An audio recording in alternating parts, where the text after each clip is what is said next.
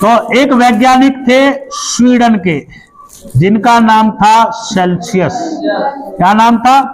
Celsius. और Celsius ने 1742 में सेल्सियस पैमाने का निर्माण किया था। किसका निर्माण किया था? सेल्सियस पैमाने का। और ये 0 डिग्री सेल्सियस और मान लो ये 100 डिग्री सेल्सियस, और इसको कितने बराबर भागों में बांट दिया? 100 बराबर भागों में।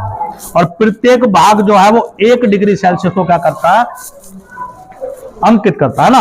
अब देखो, जो 0 डिग्री सेल्सियस है इसको हम क्या बोलते हैं? इसको बोलते हैं निम्न बिंदु। क्या बोलते हैं? निम्न बिंदु। या इसको हम बोलते हैं अधो बिंदु। क्या बोलते हैं? अधो बिंदु। या इस बिंदु को हम बोलते हैं हिमांक बिंदु। बोलो यहां तक समझ में आ रही? तो 0 डिग्री सेल्सियस को हम क्या बोलते हैं? निम्न बिंदु, अधो बिंदु या फिर हिमांक बिंदु कहते हैं। और जो 100 डिग्री सेल्सियस है इसको हम बोलते हैं क्वथनांक बिंदु। क्या बोलते हैं? क्वथनांक बिंदु। या इसको हम बोलते हैं ऊर्ध्व बिंदु। क्या बोलते हैं इसको? ऊर्ध्व बिंदु। या इसको हम बोलते हैं उच्च बिंदु।